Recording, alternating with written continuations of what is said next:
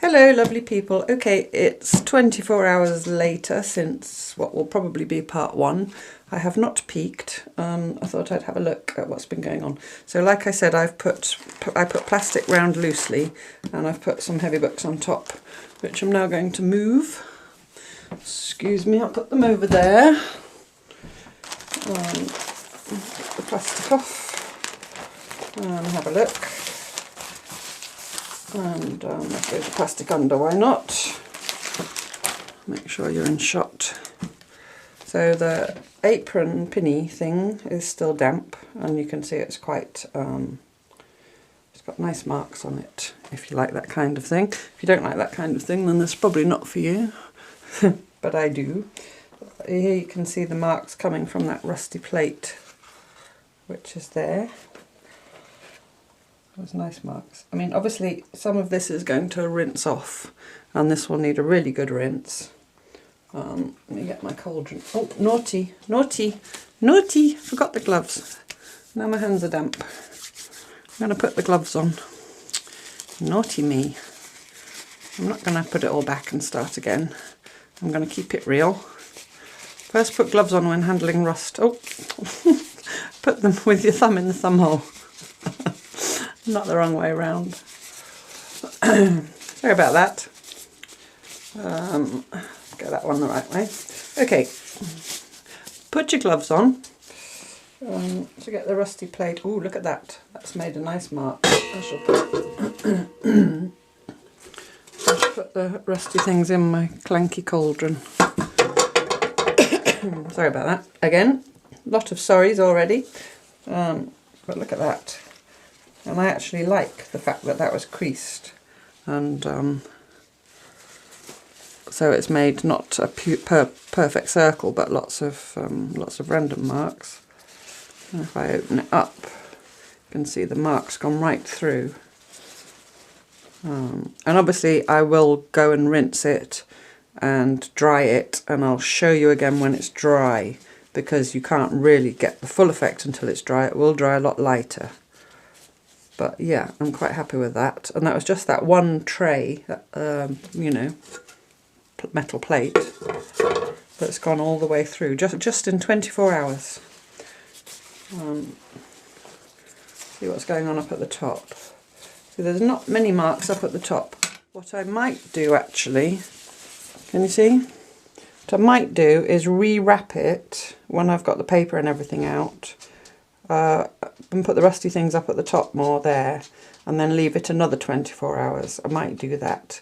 With this process you can do that, you know, you just keep the same when I get onto eco printing. Apologies for Stella ticking around on the floor. Stells, just sit on the rug, there's a good girl, they don't want to hear you ticking around. What was I saying? Yeah, with eco printing as well. You can, if you do it and you're not happy with the results, you can just keep doing it. And often my favourite cloths are the ones that I've treated several times. But yeah, I'm really happy with those marks down there. And even wet, I don't know if you can see, I can certainly see, that there are sort of purplish tones as well. And that's the effect of using the tea with the rust rather than the vinegar. I think you get much more... Stells, sorry about that. You get much more variation in the colours and tones that you get. So I'll set that to one side for a minute, and like I said, I'm going to bundle that up in a little while when I've got rid of, when I've got all the rusty things off my papers. So, just going to move that tray because it's making big noises. So I'm going to get the rusty things carefully off. See, I can't feel now because I've got gloves on. Normally I would feel if it's still damp. Because if it's dry, it can be that the things will stick and then tear your paper. And if that was the case, I would, in fact, I might do it anyway. This is just warm water. It was on the back of the range, so it's not remotely hot. It could equally be cold water. I'm just going to dampen it a bit, because the papers, if it's dried and stuck together, dampening it will make it come apart more easily. I'm going to have to turn that, I think, because I'm going to need room to lay them out.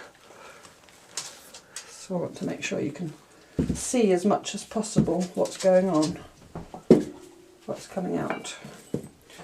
Right, so I'm going to get the rusty things off this top layer, You might see my head coming in because I can't see very well. I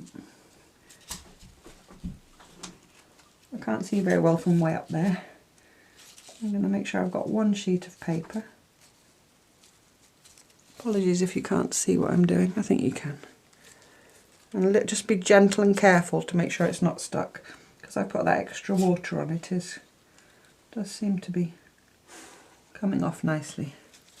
There we go. So that's, you know, unrinsed as of yet, but I can see that there are some really nice marks and some really nice colour. So I'm going to lay that over there so you can still see it. Yep. And I'm going to get my other rusty bits off. With your gloves you can just carefully feel, because often you can't, like there's a pin, it's quite hard to see it when it's in a dark place. But you don't want to be stabbing yourself with rusty things when you come to rinse them. So once I've checked both sides, that's just coffee grounds, I'll just lay it there. And I'm just going to lay the others on top as I get them off and get the rust off. Again, if this to me is the best part, so I can't imagine anybody finding this boring. So I'm probably going to leave it unedited, the whole process. And then if you find it boring, you can fast forward. But yeah, I think if I was watching this and someone fast forwarded this part, I would be cross. So I'm so sorry if my head is coming in, but like I said, I can't see otherwise. So I've taken the rusty bits off the top, and again, just being careful to make sure it's not stuck. If it was sticking, sometimes I'd get some water and slosh it in there. At this point, water is your friend. And I'm also careful to get hold of the paper fairly well down rather than at the very edge. This paper is quite sturdy, but you know, if you hold it at the very edge, it's more likely to tear. So I'm really holding it low down. I'm giving it a bit of support. So there you can see again some lovely marks. I've still got coffee grounds on it, obviously. All the metal's off. So I'll just lay it over there. And then do the same thing with the next one. I can tell more by feeling, well I can, you know, with my old lady eyes. Well, I'm not that old, but age is but a number. And again, just carefully lifting it up, making sure it's not stuck anywhere. And you see the lovely circle there, that's from my pot mender. There's a pin on there, let's get that off. You know it's a success when you're trying to get thinking it's a bit of metal, you're trying to get it off. It's the same when you do eco printing. You're trying to get a leaf off and you realise it's not the leaf or the metal anymore, it's its mark. So the mark's so good you think it's the actual thing. Some hair grips.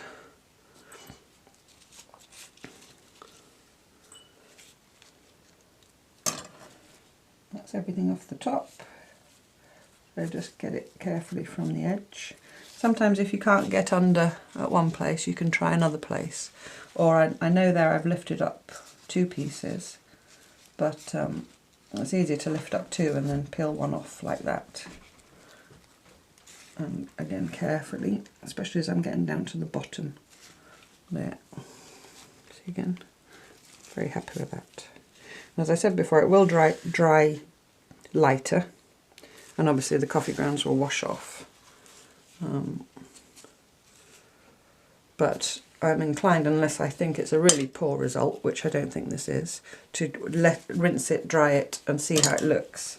And then if I don't think it's enough marks, then I'll just do the same thing again to it. As many times as is necessary.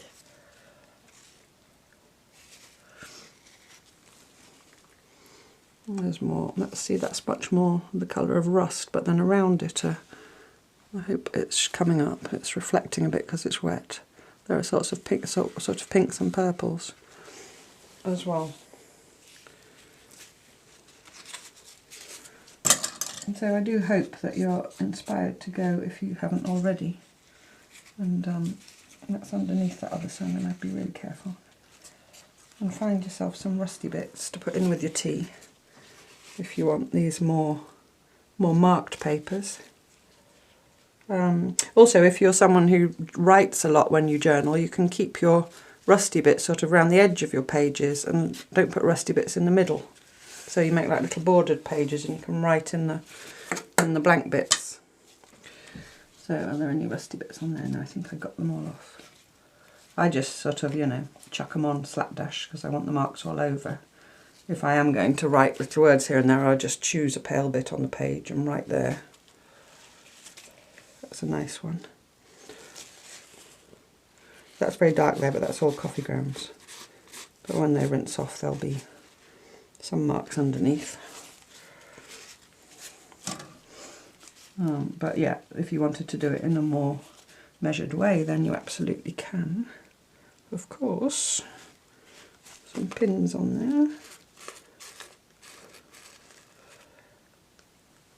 But although it may seem counterintuitive, if you find things are sticking, put more water on.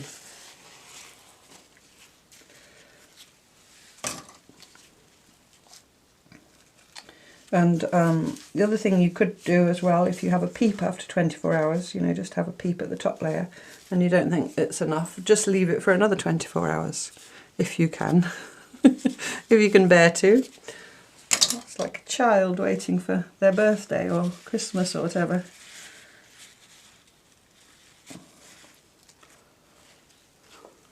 When I used to go camping, when we lived in England, we would often go camping through the whole school summer holidays. And we went to a campsite that was only about an hour away from where we lived. And my husband would go to work from the campsite. And me and the kids would just, you know, go feral for 6 weeks or so.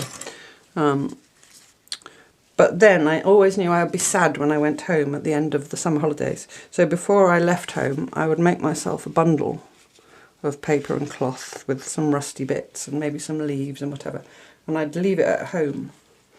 And it was something to look forward to when I came home from camping. Because yeah, this if you like doing this, anything like this, it never gets old. It never ever gets old. The promise of a bundle or a stack of papers or cloth that's had rusty bits put in them. And do be aware that if you're not already down this rabbit hole, it really is a rabbit hole.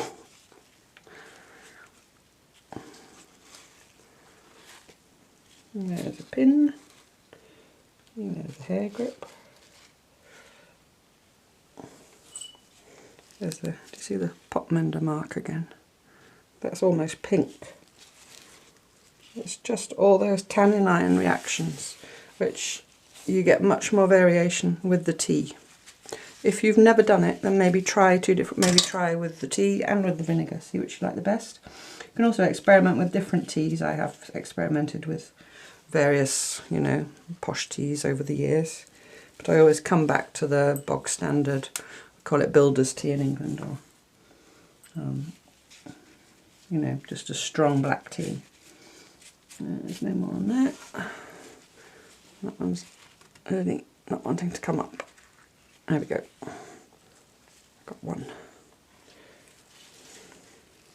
Get that lovely long mark from that saw blade. And there's a saw blade himself.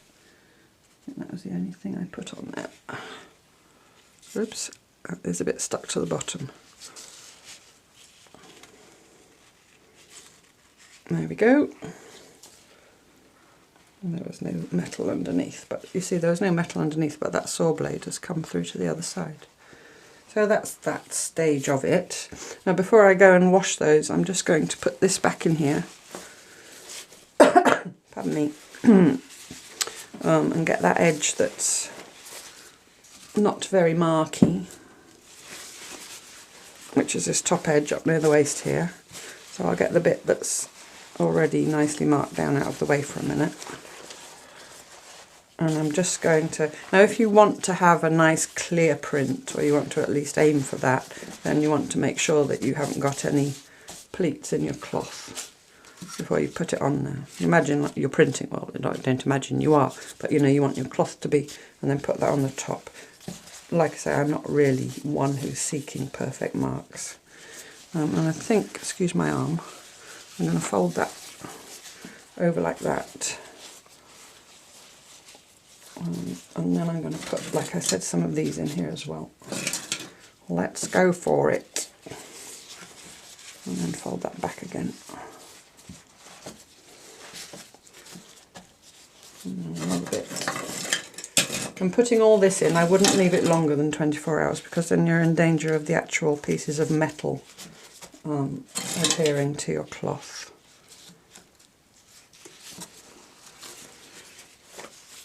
And I really just want the colour. I mean, there will be some metal, it's unavoidable. But, you know, I want to limit that as much as possible. Just have one more bit in there. And then I've got this top bit, so I'm just going to put a couple more of that ringy thing. And then, you know, I'm not being very careful because chances are I'm going to tear all this up anyway. Whoops, that's a bit too not careful. Stay there. So it's really just trying to make sure that there are marks all over it. What else have I got? Some of those pot menders.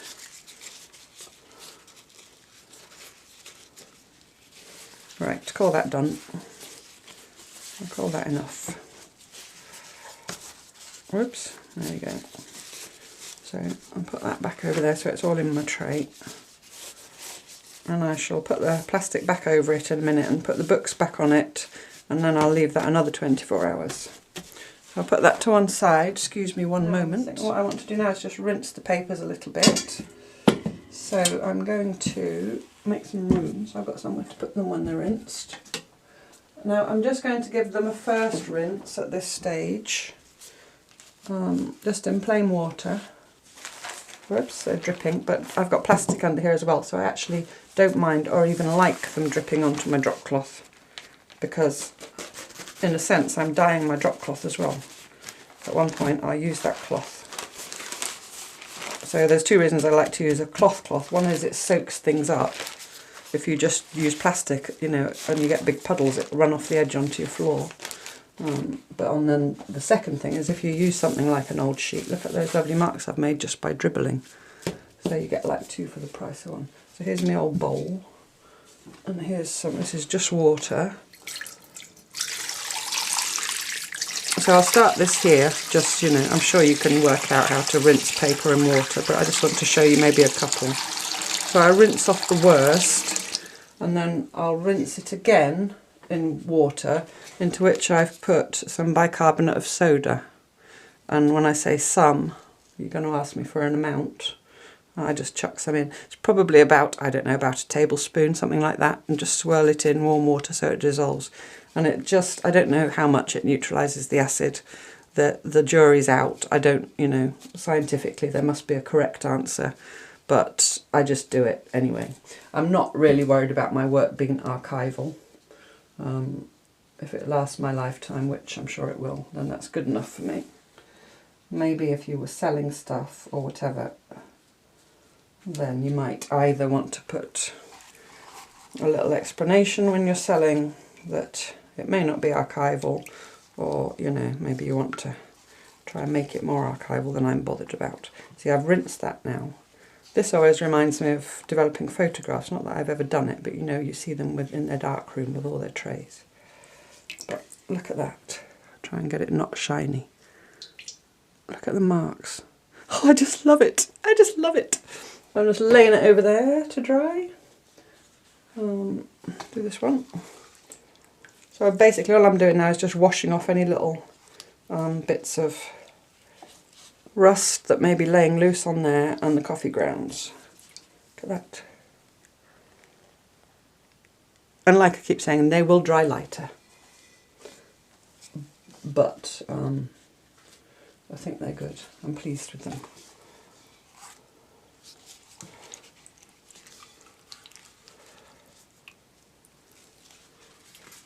Look at that. Just pausing, you know, you can, I don't know why I hold it there for ages. You can of course pause your screen. I think I'm waiting to see if I can hear the round of applause. Oh dear. So I'll, you know, go slightly quicker.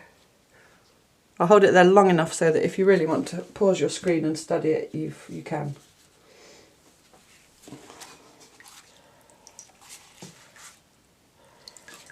That was that ring, that broken ring. So I'm just probably throwing them off shot. I'm just laying them out in a single layer, although actually if you're short of room while they're wet, it doesn't hurt to have them overlapping a bit. Like now, before I come to give them their final rinse with the bicarb, I can just throw them on top of each other, because as long as they're wet they won't stick together. When you actually need to dry them, it's a better idea if you can, and I've had them laying all over the place if I go in for a major session, to have them all laying flat somewhere. Obviously in the summer I would have them laying outside on my, I've got a big old table outside, outside my back door, where all my cauldrons and things are. And that's where I do all my, you'll see it in the summer, if you ever come into any of my eco-printing tutorials. And there I either choose a non-windy day, or I also have big tubs of stones that I weigh things down with. But for now it's good enough to just throw them on top of each other. There are people who iron their papers. If you've watched any of my videos, you'll know that the iron is not my best friend. I don't do that, I just lay them out to dry, and yes, of course they get a bit rumply and crumply. And what I do then is, once they're dry or more or less dry, I put them in a stack between either a couple of bits of old sheet, or you could use kitchen paper I suppose, but I tend to use reusable things. And then I put something over. Actually here in France they make these, they give away these big calendars. They're sort of A2 size, and they're cardboard, and so I've got a couple of those. But just a big piece of cardboard, doesn't have to be a French calendar. Yes, you must get a French calendar from 2020 with a picture of Perigueux in bloom on the front. No, just a big piece of cardboard will do. And I sort of, you know, to make a press is the reason for my long rambling witter. So I put them between those two big calendars or pieces of cardboard, and put some heavy books on top. And then they dry flat enough for my taste. I don't mind if they're a bit crumply, but if you feel like ironing them, you go for it. You can see, and they're not too shiny. So that's the last one, all rinsed, and also nice. So I'm going to go and tip this away, and I'm going to get some fresh water, and then I'm going to have a look at the tea dyeing in the jug. So I've got my jug. I'm going to get my tea bags out, which I'm going to save, because I can use those again, and then I might use, so I might use these with some new ones, like half the number of new ones. So here I had 13, so I might use these and put, you know, 6 or so more new ones with them. Do you see what I mean? Just keep using them until there's no more, when you squeeze them, there's no more brownness coming out of them. I don't know if they're all going to, oh, there's a little thread. So as my threads come out, I'm going to just drop them into that, can you see? Yes, you can, into that clean water. And that's just clean, cold water. Nothing fancy at this moment. Now, as I said, normally I would have remembered how many threads I put in, just to make sure that I've got them all out before I start digging around for the cloth. But I didn't count them. Now one of those two, it was that one, was that vivid green, that really loud, garish green. Much more pleasing now. Again, it will dry lighter, but that was white. That was a sort of orangey colour. And I think that's all. Let's get the tea bags out.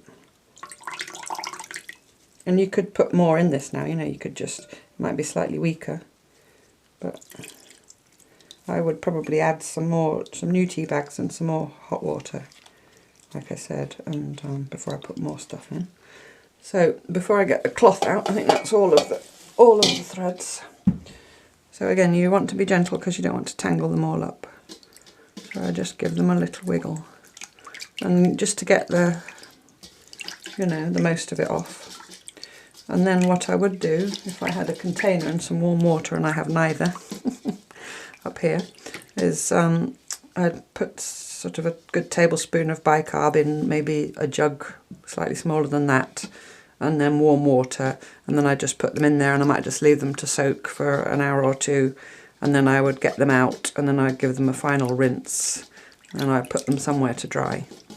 You know, I would maybe give them a good squeeze first. But if you squeeze like that rather than rubbing at them so that you don't tangle them up too much.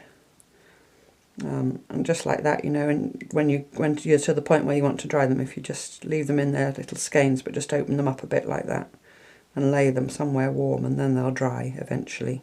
And then you can undo them and, you know, wind them back up again in a more usable way. I wind them around lolly sticks, for example, but people use clothes pegs or those little cardboard thingy bobs. So that's those, basically, that.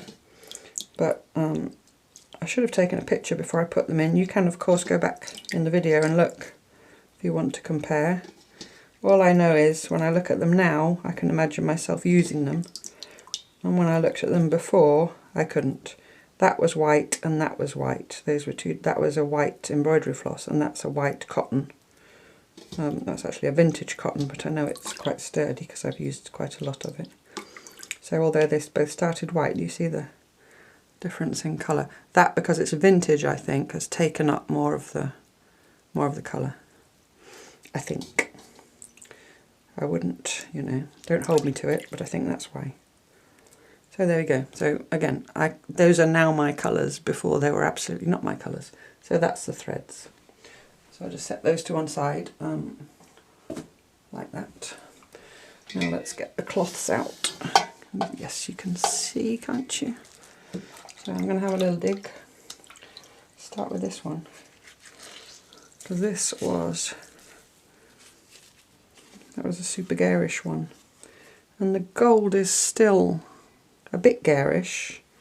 I don't think it's as garish as it was. I can certainly see myself using the bit in between. But it's certainly improved it. So again, just to rinse. That was that very lilac-y piece. Now it's much more my cup of tea. See what I did there? See what I did there? That was that white, very white background with the blue chintz. That's much nicer. Obviously as well, you could also rust print on printed fabrics. Why not? Or like we did the papers, exactly the same thing. And sometimes I just interleave fabric and paper together in that big tray. I've just done this like this so that you can see, you know, sort of distinct options, but you can absolutely mix and match. You can tea dye paper, like I said, without the rust. See, that now is nice. I didn't like it before, and now I do. There's another bit of it. When this is washed and dried, I'll get it next to the original pieces that I kept for the end of the video so you can see. Whoops, I just squirted tea all over myself. This is why I'm not really fit to be doing this indoors or certainly up here in my studio. See that now? I'm loving that now. With its beigey background. There's another bit of that. That's a slightly less garish one. See, now I like that. Now I actually do like that now. Oops. Another bit of the super garish goldy one. That's that bit of green, which has come out really interesting actually. Again, don't get too attached to them in this wet stage and not fully rinsed. You have to wait till it's dry before you can really say. And again, if it dries and it's too pale, you want it darker, just do it again. And that's that really pretty one, which is a bit orangey, so I hope that dries paler. Otherwise it will have something else done to it. That's another bit of chintz that I got in Holland on a market. And that's it. There's tea bags in the bottom. So, excuse my arm. So what I'll do now is I'll give these a good rinse to get the excess tea off. And you have to keep rinsing until it runs clear. And people are, and I'm sorry I'm saying that in a real school marmish way, because I know from experience that people are afraid with eco prints, with natural dye, with any kind of dyeing, even with Procyon dyeing back in the day, that they're washing the dye out. You're not. If the dye is not in the cloth, if it will wash out, it's not in the cloth, so it's not fixed, it's never going to stay there, and it's going to rub off, it's going to come off. So you just have to keep rinsing until it's clear. And what I often do, for the sake of saving water, is I go outside and use rainwater. I have, all kinds of things out there gathering water. Or if it's something that I know is non-toxic, which most of what I do is, I'll go down to my stream and wash things in the stream and then give a final rinse in, clean water. But I have the luxury of being able to do things like that. I know not everybody can, but just be aware of the water that you're using, And at one point, I think it's even preferable, once you've got, certainly if you're rust dyeing or whatever, once you're sure you've got all the rust out with cloth, to put it through a sort of economical cycle on your washing machine. Maybe save your bits up until you've got a good amount if you're doing a few sessions. And actually doing that through the washing machine can be more economical than you running water endlessly. Water's precious. Just wanted to say that. Sorry, I sound like I'm lecturing, but it's important. So if you have any opportunity whatsoever to collect rainwater, then please do that as a first option. But otherwise, at least consider the water that you're using, if you're obliged to use water from the mains, and try and minimise as much as possible. Please, do it for me, do it for the planet. Right, so that's had its first rinse, so I now need to give that a soak in the bicarb, the same as the threads. Just to, kid myself at least a bit that I'm neutralising the acid, and then I will rinse until the water runs clear, and then I will dry them, and then I'll show you them next to how they were originally. Okay, so just to recap, those in the cloth, those in the threads are getting a little soak in some bicarb and warmish water for a couple of hours, and then they're getting a thorough rinsing, and then they're being dried. The papers are going to have another little dip in a bath of warm water with bicarb. Excuse me. And what I do as well, I haven't got it here to show you, but I've got a little soft brush. You could also use, excuse me again, if you've got a big paintbrush like this. What I've got downstairs is the old-fashioned shaving brushes. My husband used to wet shave. He's now got a big beard. So I've nabbed his old shaving brush, the little stubby kind. And I use that for my papers. So I lay them in the water and just go over them gently with you want a soft brush so you don't tear, and just go gently over them. And it just helps get rid of any little bits and bobs that might be stuck to them. And so that once they've had their dip in the bicarb, I don't bother rinsing those. I just lay them out somewhere again to dry, in the hope that Fred doesn't go and walk all over them. Okay, so here I am the next day, and I'm going to get this apron out of the rust. I have not had a look. I have not cheated. So off comes the plastic, and here it is. So this part was already marked because that was the bottom part. Let's turn it round. Get this in for the bits.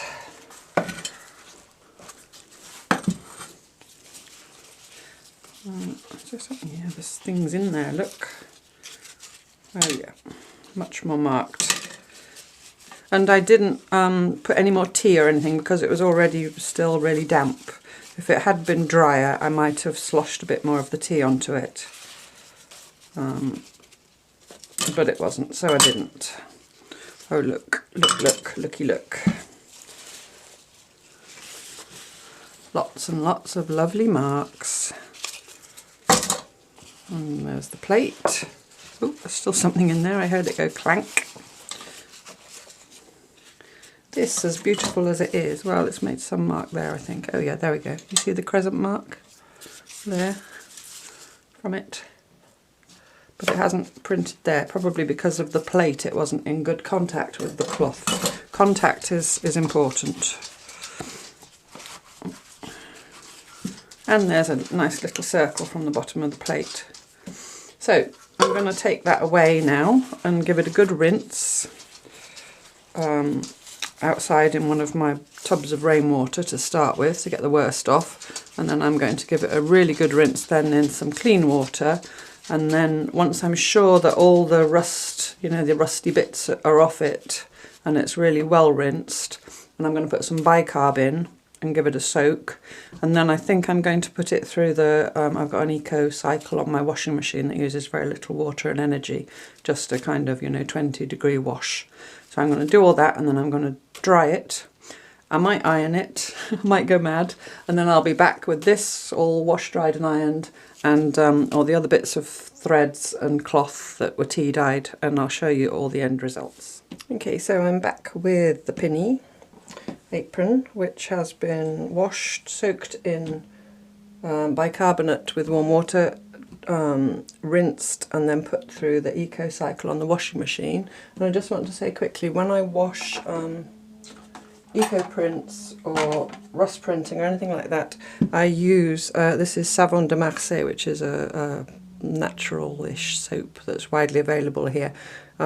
Some kind of olive oil soap or vegetable soap of some kind, because even eco washing powders have whiteners in, and you don't really want whiteners on your, you know, lovely dark marks. So all I do with that is I just grate it with a cheese grater, and then I put some in a jar. Quantities, I don't know, there's maybe this much in the jar, about 1 inch, and then top it up with water, and then it makes, and give it a good stir, hot water, and it makes this sort of jelly stuff. And then I just put some, depending on how much cloth there is, some of it looks quite disgusting, in the drum of the washing machine, and that's what I use to wash with. I just wanted to mention that, because if you use one of those, you know, gets your whites whiter than white type washing powders, it's gonna get your wash out all your, you know, all your loveliness. So I'm very pleased with this and how it's come out. See, I kept saying it will dry lighter, it will dry lighter, but if you can see, I don't know if you can see, just have a peer at the screen, I think you can, just all the variations in the colours. So you've got the brown of the rust, and you've got greys and sort of lavender tones and purples, and it's still soft. It's kept, you know, it's kept its hand, it's not, there's no stiffness to it, it would still be pleasant to stitch through, there's no actual metal still in it. There's more lovely marks up here. There, I think that's some of the age spotting that was already in it, if you remember, before I did anything to it. Excuse my croaky voice. And that's darkened as well, that's reacted as well with everything that's been in there. Over here there's more marks. And I think what I'm going to do with it, I'm going to use it in my book for pages. I'm going to make my pages from the bottom edge, and I'm going to keep this lovely, this hem is hand sewn. So I'm obviously going to cut or tear this way, but I'm going to keep this hem to honour the work that's gone into that. And then I probably won't use this top part with all these lovely pin tucks, I'll keep that separate and maybe use that as is in something else at one point. But I am going to use the ties, which maybe they were just using what they had. Do you see they're completely different widths? No, I've ironed them flat.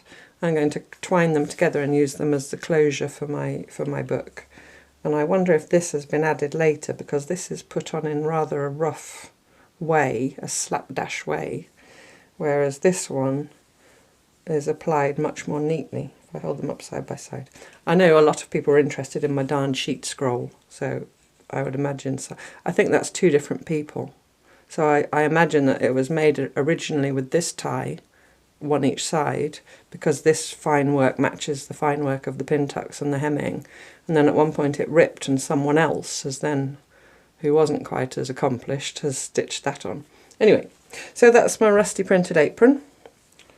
I'm very happy with that. I shall just get that to one side. The threads and the cloths, here are my threads. Now unfortunately I didn't keep a little bit, I should have kept a little bit of each thread just to compare the difference. So I've got them here wound onto my lolly sticks, which is just how I store my threads. I actually enjoy the process of sitting and winding them as well. To me that's very zen. But if you want to look back at how they looked, if you don't remember, it's at 9 minutes 30 in part 1 of this series. but all I know now is when I held them on my hand before they were tea dyed, I wouldn't have used them. But now when I look at them, I think they're beautiful. So, you know, job done. I can tell you that this one, was the cotton. It's not stranded, it's just cotton. That's the change in colour, because this is what I used. So that's, you know, it's just a lovely natural tone that will blend much more nicely with my kind of grungy work than the more bright the more bright thread before I did anything to it. So my little fabric scraps, I did of course have the presence of mind to keep back a piece of each. So I'll just whip you through them quickly. So that was that one. I wouldn't have used that. That's really bright lilac, but now it's much softer. And now I will definitely use that little piece. And you see I've ironed them. They're all flat and ironed. Well done me. This one is this one. These are the two brights. That was slightly less bright. And there's not much change. I kind of hold them so there. Where's that orange stripe? There we go. Is it like that? Other way around. There's not much change, but there's enough, I think, you know, for me. It's, no, I don't think it's in the same place. Anyway, sorry, I'm just getting obsessive about matching the stripes.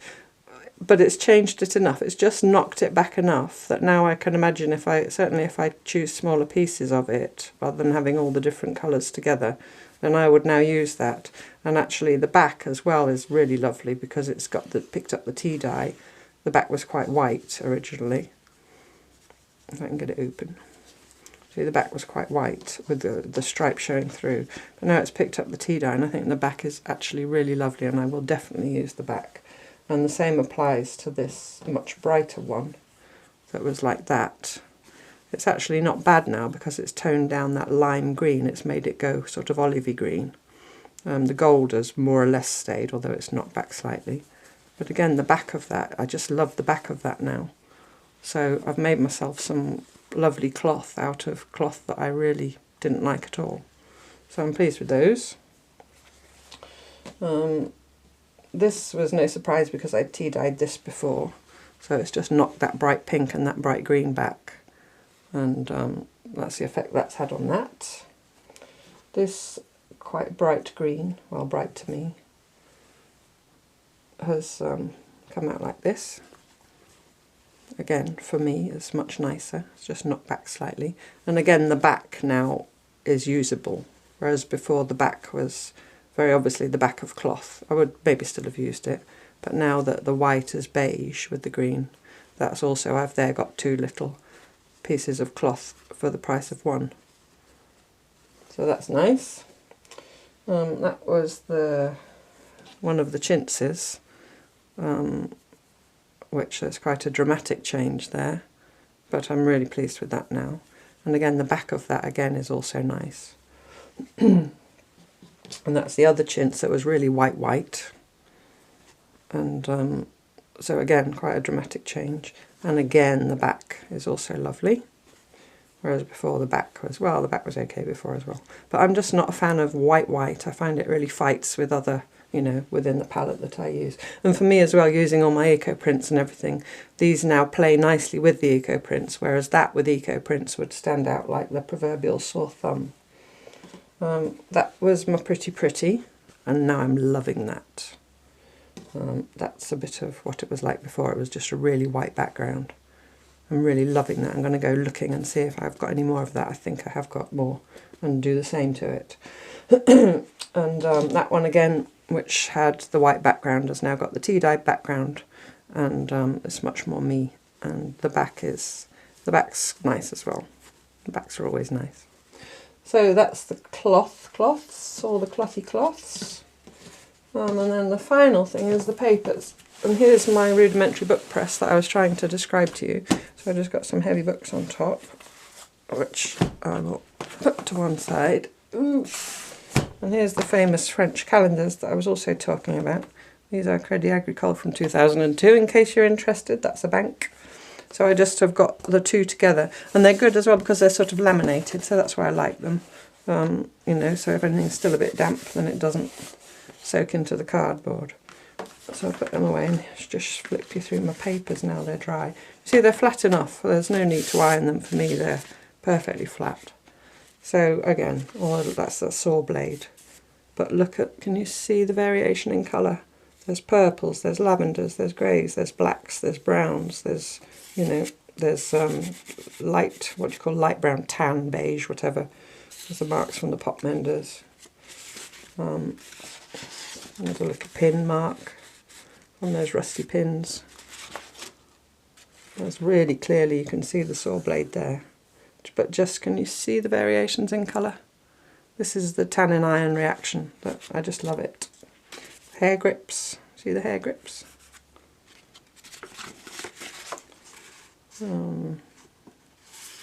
Also nice, a bit more subtle. I like to have variations within, you know, it's nice to have some quieter ones so that you've got contrast. There's that ring thing.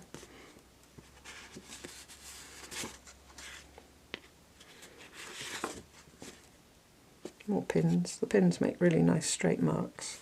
And there's something there that's made square. I think it must be the end of one of those long flat lumps of whatever they were. Do you see the square? So yeah, we could, if you got your finger out of the way, another saw blade. That's just beautiful, the colours. I hope it comes through on the screen. But I haven't ironed them, I just laid them out till they were dry and then put them in my, you know, primitive book press, and that's how flat they've come out. So in fact, if you iron them with too hot an iron, it can make them rumple even more. That's just lovely, that one.